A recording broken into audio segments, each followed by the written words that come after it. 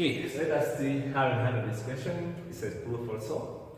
It says a particle of mass m1 lies on a smooth horizontal table and is connected to a free hanging particle of mass m2 by a taut string passing over a smooth pulley at the edge of the table. Initially, the system is at rest with m1 a distance d from the edge of the table. Show that the acceleration of the system is that, and show that the time taken m1 to reach the edge of the table is that. So we start by doing a simple sketch. So now I'm having the table. Let me assume this is going to be my table here. I have a certain pulley at the edge of the table, and I have a weight of mass m1. They're telling me that there is a pulley that is connected, there is a string that is connecting it to the other particle of mass. This particle is having weight of mass, mass m2 kilograms, as simple as that. Now, of course, this one is going to be having a weight, it will be m1 g. Of course, it's going to be having a reaction. Because it's not moving upwards, the reaction is going to be equal to this. This one is also going to be having a certain weight, which we call m2 times the gravity.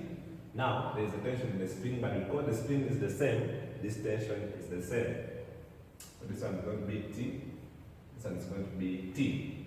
Of course, now the same is going to be having T, and also it's going to be having T. And I think we know now why that's T. Because when this body is being pulled, there is a tension in that spring. As simple as that. So now they're telling us that from here, up the edge of there is the distance initially, before anything starts. Now if we start, of course, is that this body, because this one is now which is being pulled down, it means that the acceleration is going to occur in this direction. So meaning, this one is going to be, our acceleration is going to be in that direction. It means that even this one is going to be pulled in that direction like this. Of course, because this one is nothing, is pulling in this side, so it's going to be, this one is going to be acting like that. Part A, show that the acceleration of the system is given by that. Okay, so if we start with the m1 mass, what happens? First of all, we know where our acceleration is. If you're in this, it's acting in that order. And we say, or is the resultant force is in the same direction as the acceleration of the particle. So what is the acceleration? What's the resultant force? So that this one is being acted on by only one force horizontally. So that we are going to be having now our T, then minus 0, because we don't have anything. Equaling our mass, which is m1 times the acceleration. So meaning our T here is going to be m1a. I call this equation 1. Let me now concentrate on the mass of m2. Okay, so starting m2, our acceleration is in this direction. Whenever I know where acceleration is going, life becomes very interesting. So our resultant force is going to mass times the acceleration. Now, so our resultant is that what is pushing this particle in this direction is this force. So you have m2g minus the opposite, which is t, equaling to the mass, which is m2 times the acceleration. Now this one we have it already here. So we have m2g, then minus this one, which is m1a, equaling to m2a. As it passes, so we take this side, so that we have m2g equaling to m2a plus m1a. So from here, that our a is common. I have m1 plus m2 equaling to m2g. So this that my acceleration is going to be m2g all over m1 plus m2. And I think you see that's the proof they wanted us to show. And I think here, these are in meters per second, of course.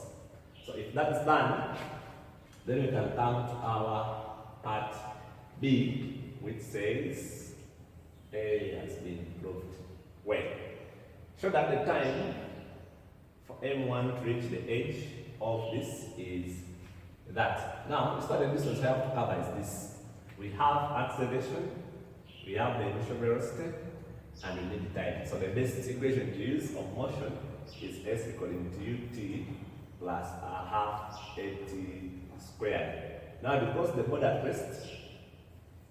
at rest, our u is going to be 0 meters per second. So meaning from here, you know that our S from here, this part has to cover this distance. By the time it reaches the edge of the table, it would have covered this distance. So, meaning that from there, our d now will be equal to u, which is 0 into t plus a half a t squared. So our d will be equal to a half our a. Remember, our a here is now m2b over gross length times t squared. So, which you can MBC, we can easily cross multiply this. We have 2d equaling to m2b over m1 plus m2. But you can do this with the one step because so that this one was also denominator. But for reality, that's why I'm doing this. Then times our t squared.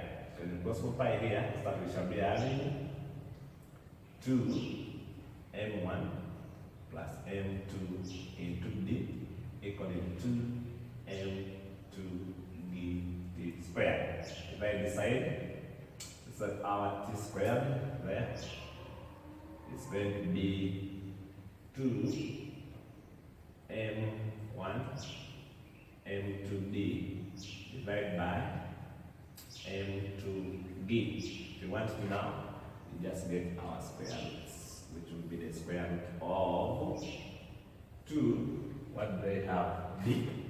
This D will bring it across m1 plus m2, the whole over m2d, and these are going to be seconds, and that will be our proof there. As simple as that. And the question is done. See you there.